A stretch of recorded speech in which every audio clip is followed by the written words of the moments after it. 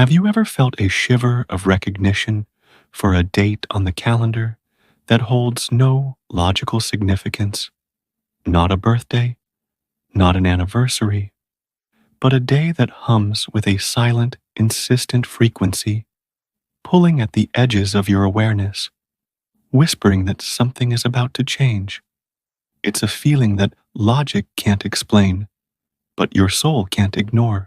You are standing at the precipice of such a moment right now, a threshold disguised as an ordinary day. The world around you is whispering a secret, and that secret is woven into the fabric of October 31st. This isn't about superstition or folklore. It's about physics, consciousness, and the silent architecture of reality itself. What if I told you that the space between now and then is not empty time, but a charged, creative vacuum where the entire trajectory of your future is being negotiated? You are not just a passenger waiting for a destination. You are in the navigation room, and the choices you make in this very moment are setting the coordinates for everything that unfolds next. Let's begin by deconstructing the illusion of linear time. We are taught to see the calendar as a flat, predictable line of succession. Monday follows Sunday, November follows October. But this is the language of chronos, of quantitative, measured time. The universe, however, also speaks in kairos, the language of qualitative, opportune moments. These are the moments pregnant with potential. The right time, the sacred time, the turning point. October 31st, in this energetic cycle, is a profound kairos moment. It is a convergence point, a knot in the timeline where countless threads of potential, woven from choices made weeks and even months ago, are finally pulled taut, revealing a new pattern. Imagine reality as a vast, crystalline lake at dawn. For most of the year, the surface is placid, reflecting the world as it is. But on certain days, at certain thresholds, a powerful current begins to stir from the depths. It doesn't crack the surface with violent waves. Instead, it creates a subtle, almost imperceptible vibration. The reflection on the water begins to shimmer, to waver, holding the ghost images of what could be. This is the energy you are feeling now. It is the silent recalibration of your reality field. Most people, caught in the hustle of their daily routines, will miss it entirely. They will notice the change only after the water has settled into its new reflection, wondering how their life suddenly looks so different. But you, because you are here, because you are listening, are being invited to witness the process itself. You are being invited to become a conscious participant in the shift. This date, October 31st, sits at a unique intersection. For millennia, ancient cultures have recognized this time as a liminal space. The Celts called it Samhain, the midpoint between the autumn equinox and the winter solstice. It was the end of the harvest, the final gathering in before the descent into the darkness and introspection of winter. They understood it as a moment when the veil between the physical world and the spirit world becomes permeable, a time when the seen and the unseen could commune. Whether you connect with the spiritual folklore or not is irrelevant, because the underlying principle is one of physics and energy, a transition point between two vastly different states. The abundance of harvest and the stillness of winter creates a powerful energetic vortex. Think of the space between an inhale and an exhale. It is not empty. It is a point of pure potential, the pivot upon which the entire cycle of breath turns. October 31st is a collective exhale for the planet. It is the pause. The air in these preceding days feels charged because it is saturated with collapsed potential. The choices not made, the words not spoken, the paths not taken, they all hang in the ether, their energy seeking resolution. Simultaneously, the energy of what is seeking to be born, new ideas, new relationships, new timelines, is pushing its way into manifestation. You are standing in the overlap of these two waves, the wave of the past dissolving and the wave of the future crystallizing. This creates a thickness to the silence, a feeling that if you just held your breath long enough, you could hear the fundamental hum of creation. How can you begin to tune into this frequency consciously? It begins with heightened awareness, with treating your senses not just as tools for navigating the material world, but as antennas for the energetic one. When you walk outside, don't just notice the temperature. Feel the quality of the air on your skin. Is it heavy? Is it light? Is there a sense of electricity to it? When you are in conversation, listen not just to the words being said, but to the silence between them. What information is held in those pauses? Pay attention to your dreams. In these liminal states, the subconscious mind, which is directly connected to the collective consciousness field, often provides symbolic roadmaps of the shifts that are occurring. Are there recurring themes, images, or feelings? Don't rush to interpret them with your logical mind. Simply notice them. Acknowledge them as data points from the deeper reality that is unfolding. This isn't about searching for omens. It's about becoming sensitive to the subtle symphony of information that is always playing beneath the noise of ordinary life. This period is an invitation to move from seeing the world to feeling it, to recognize that the most profound shifts announce themselves not with a bang, but with a subtle, undeniable change in the vibrational signature of your reality. What is that vibration telling you right now? Now, let's address the single greatest obstacle that will prevent most people from navigating this threshold with grace: the deeply ingrained, instinctual, and ultimately illusory addiction to control. Our modern world is built upon the altar of control. We create 5-year plans, optimize our schedules down to the minute, and craft elaborate strategies to mitigate risk and guarantee outcomes. This drive stems from the most primitive part of our brain, the reptilian complex, whose sole purpose is survival. To this part of our consciousness, the unknown is synonymous with danger. Control, therefore, feels like safety. It feels like a protective fortress we build around ourselves to keep the chaos of life at bay. But here is the profound and life-altering paradox. The very walls you build for protection eventually become your prison. The relentless drive to micromanage your reality doesn't prevent chaos. It creates a subtle, pervasive, and exhausting form of it. Think of it like trying to hold water in your fists. The more you clench, the more you squeeze, the faster the water slips through your fingers. The only way to hold water is to cup your hands gently, to create a vessel of acceptance. This is the difference between control and surrender. Life, like water, is meant to flow. When you try to force it down a predetermined channel, you are working against its fundamental nature. The universe, in its infinite intelligence, then has to introduce disruptions to break up the dams you've built.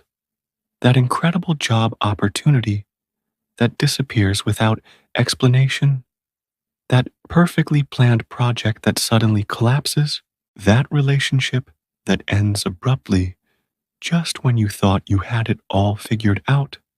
We label these events as failure, bad luck, or betrayal, but from a higher perspective, they are often life's systemic course corrections.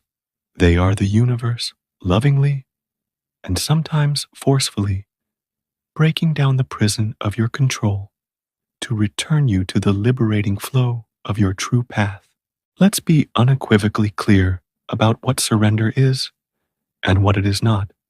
Surrender is not passive resignation.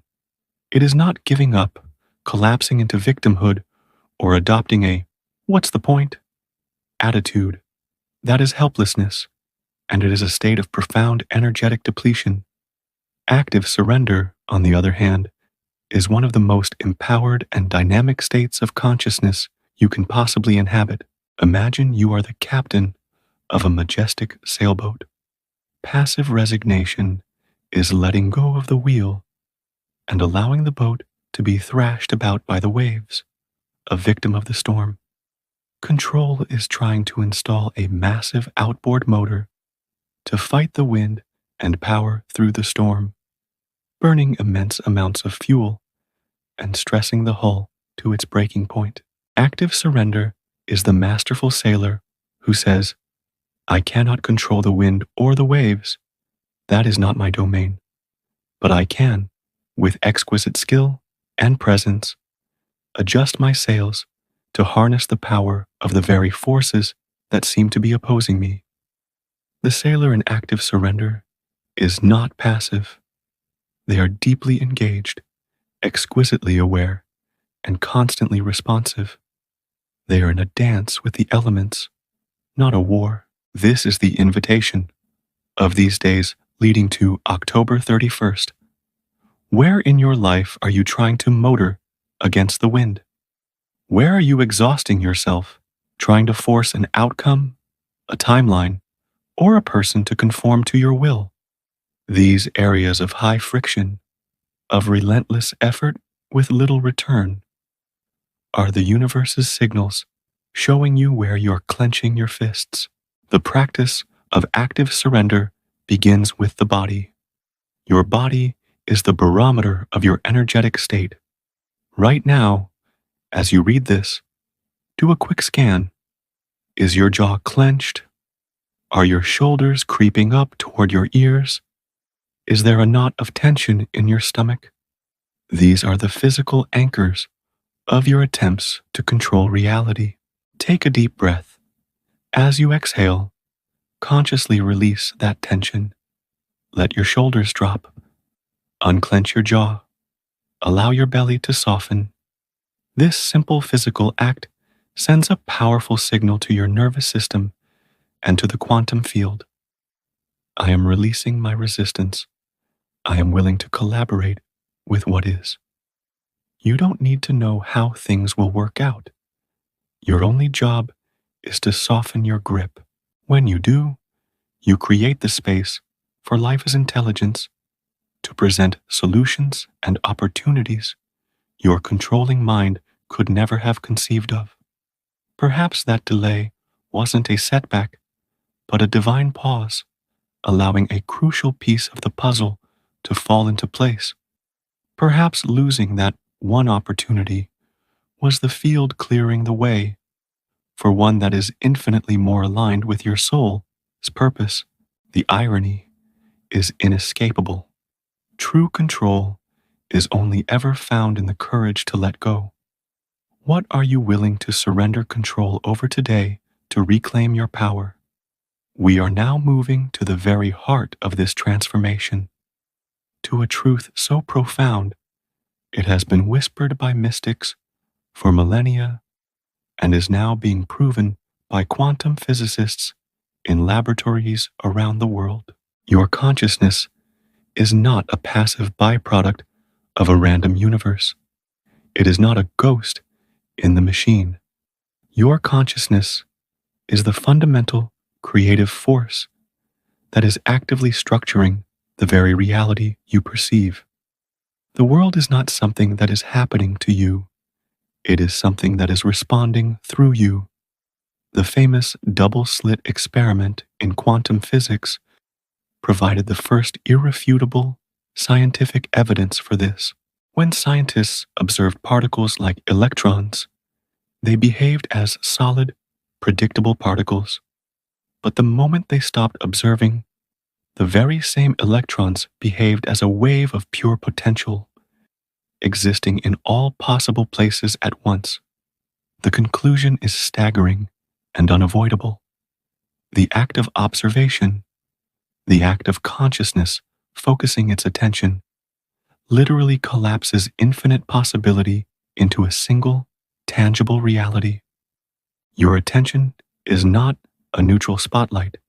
It is a creative, energetic beam that takes the fluid potential of the quantum field and commands it to take form.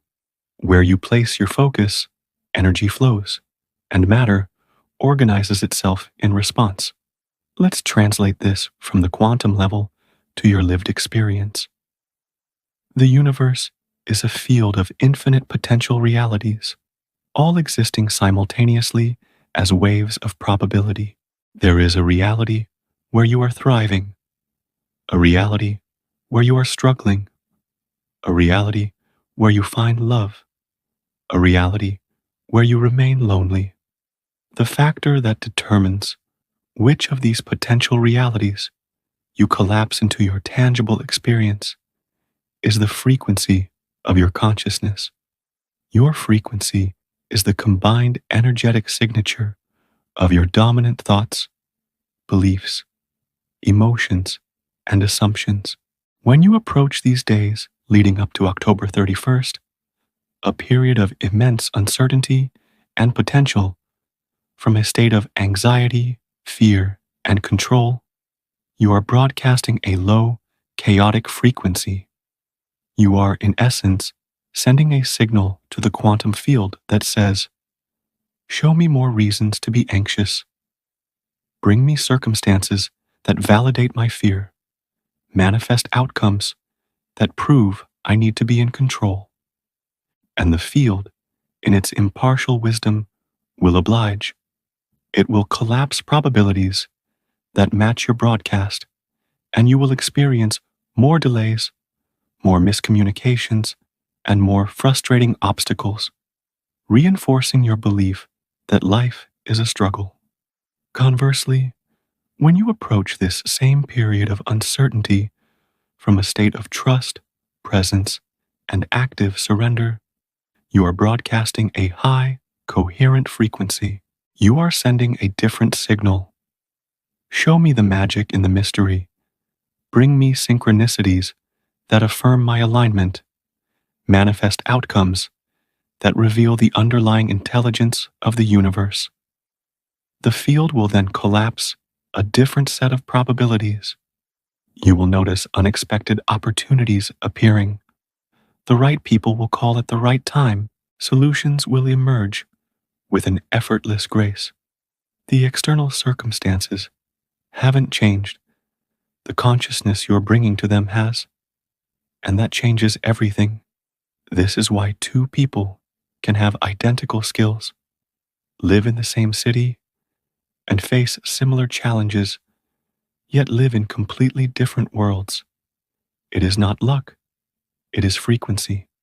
One is broadcasting a signal of lack and struggle, and their reality conforms to that signal. The other is broadcasting a signal of trust and possibility, and their reality reorganizes itself around that broadcast. This is not posrexy, positive thinking. In the superficial sense of ignoring problems and repeating empty affirmations, this is about cultivating a fundamental state of being. You cannot trick the universe. You can say, "I am abundant," 1,000 times. But if your body is vibrating with the cellular fear of scarcity, the universe responds to the vibration, not the words. The work, then, is not to control your thoughts, but to shift your state.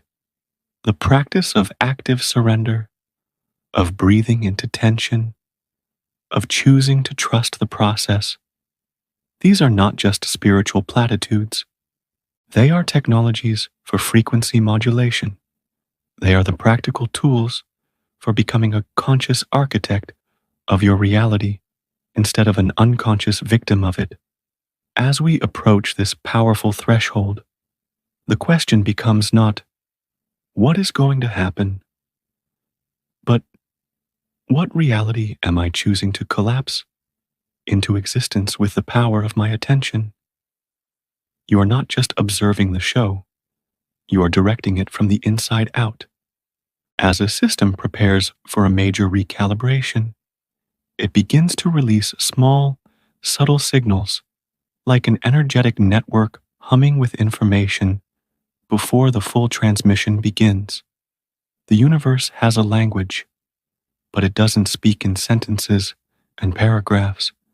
It speaks in symbols, in synchronicity, in patterns, and in resonance.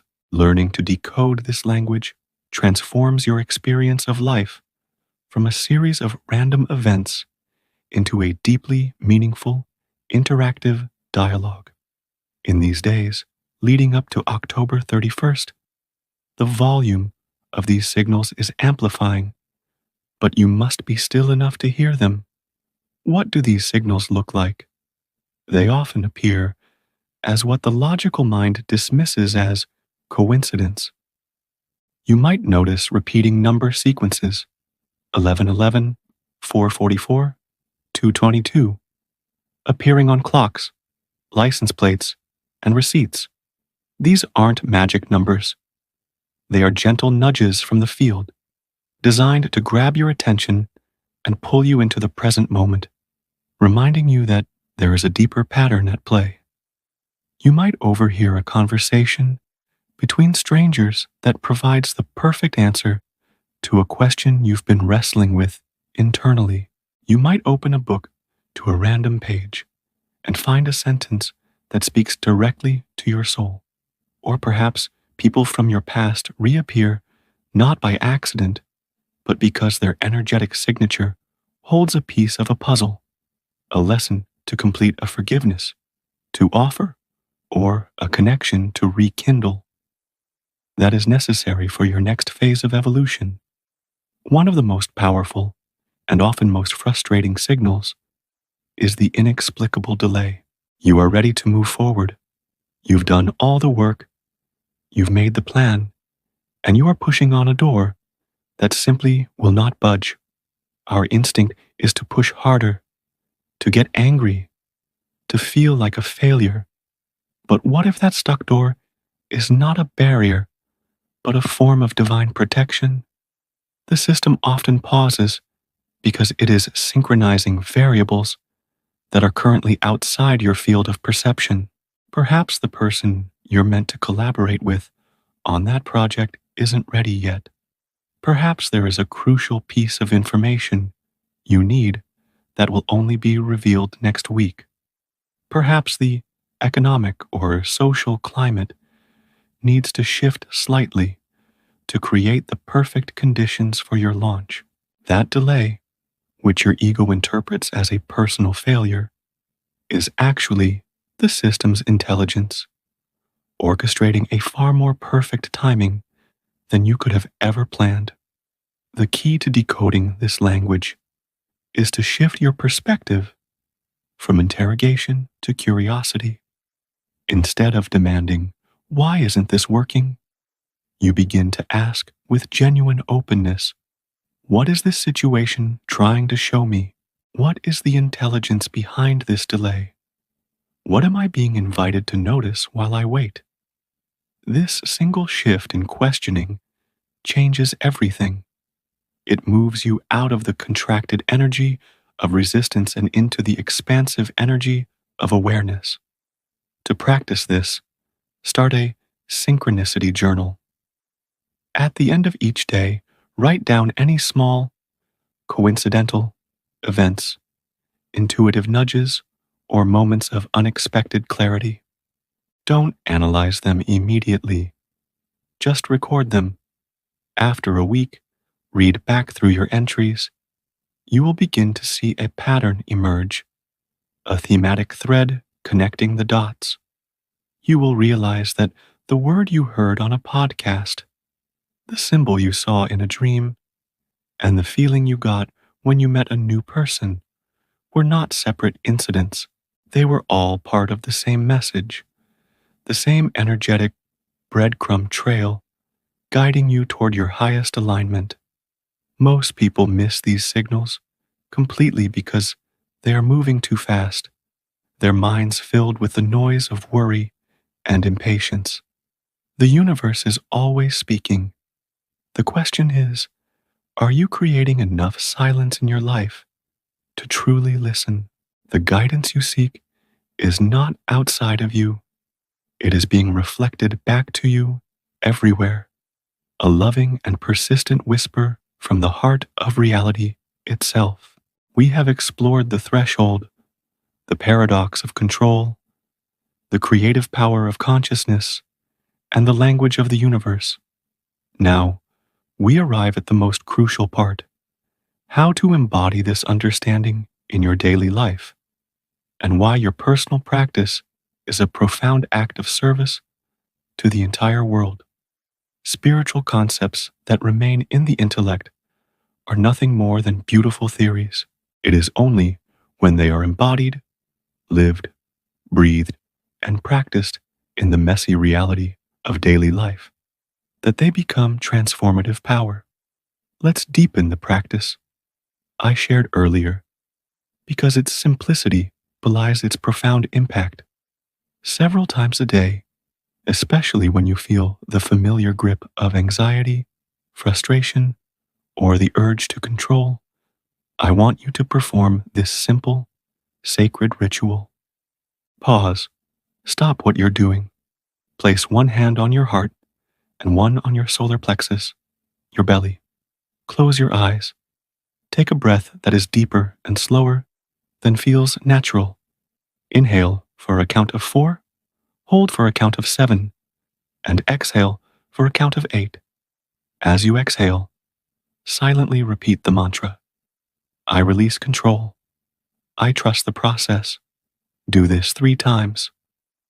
This is not just a relaxation technique. This is a profound act of physiological and energetic reprogramming. The act of placing your hands on your body brings you back from the scattered world of thought into the grounded wisdom of your physical self. The specific 4, 7, and 8 breathing pattern is clinically proven to activate the vagus nerve, which is the primary communications channel between your brain and your body. Activating it physically shifts your nervous system out of the sympathetic state, fight or flight, the state of control and fear, and into the parasympathetic state, rest and digest, the state of trust and receptivity. The mantra then provides a conscious instruction to your subconscious mind and your cellular memory, creating new neural pathways that default to trust instead of panic. This is how you change your frequency, not through force, but through gentle, consistent practice. Now, let's address the most important question. This sounds wonderful, but how can I possibly practice trust when the bills are due, my relationship is struggling, and the world feels like it's falling apart? This is the point where this practice moves from a nice idea to a lifeline. Trust is not for the easy times. It is a muscle you build in the difficult ones. Choosing to take 3 conscious breaths before reacting to a stressful email is trust in action. Choosing to listen with an open heart in a difficult conversation instead of formulating your rebuttal is trust in action. It is choosing in small, mundane moments to respond from a place of centered presence rather than panicked reaction. These small choices compound with breathtaking speed. Each time you choose trust, you're casting a vote for a different reality. And here is what no one tells you about this personal work. It is not personal. You're not an isolated island of consciousness. You are a node in a vast, interconnected web. When you shift your frequency, you send a coherent ripple through the entire field. The Cambridge-educated biologist Rupert Sheldrake proposed the theory of morphic resonance, which suggests that as a certain number of individuals in a species learn a new behavior, it becomes progressively easier for all other members of that species to learn it, as if a collective field of memory is being established. Your choice to embody trust contributes to a somorphic field of trust that makes it infinitesimally easier for everyone connected to you, your family, your colleagues, even strangers you pass on the street, to access that same state. Your presence is a gift. Your calm is a contribution. Your trust is an act of planetary healing. When you cultivate your inner state, you become a lighthouse. A lighthouse doesn't chase after ships in a storm. It doesn't scream directions. It simply stands firm in its own foundation, anchors itself in the earth, and shines its light. By its very being, it provides the orientation and safety for all who are navigating the storm. In these turbulent and transformative times, your greatest contribution is not to add to the chaos with more panic and control, but to become a lighthouse of embodied trust. Your invitation to the new reality. As we move through these final, potent days before October 31st, remember this: the universe is not testing you, it is inviting you. It is inviting you to let go of the exhausting struggle of control and step into the elegant dance of co-creation. It is inviting you to recognize that the delays may be divine timing, the uncertainty may be the space for miracles, and the discomfort you feel is simply the shedding of an old skin that has become too small for the magnificent being you are becoming. The most powerful preparation you can make right now has nothing to do with external action. It is the internal commitment to presence. The most strategic move you can make is to breathe deeply and trust the intelligence that orchestrated the beating of your heart and the rising of the sun. It knows what it is doing. Your journey has been perfectly orchestrated all along. Even the parts that made no sense at the time, you were guided to this very message at this exact moment, not by accident, but by resonance. Something within you is ready to remember its own power, to reclaim its role as the conscious creator of its reality. So I ask you, as you stand at this threshold, what reality are you choosing to vote for with your attention and your energy? What old story of struggle and control are you finally willing to release so that a new story of flow and trust can be born? What if the one thing you are resisting most is the very key that will unlock everything you desire? Take a moment now to honor your journey. Thank you for showing up today, for your courage to look deeper, and for your willingness to participate in this global shift of consciousness. May you navigate these coming days with profound grace. May you find magic in the mundane, and may you trust the unfolding of your beautiful, unique, and divinely guided path. Wishing you health, clarity, and a deep, unshakable peace. And if this conversation has resonated with the truth in your soul, I invite you to subscribe to this channel. This is more than just content. It is a community, a frequency, and a collective commitment to creating a new world by first transforming ourselves. Join us, and let's continue to walk this path together.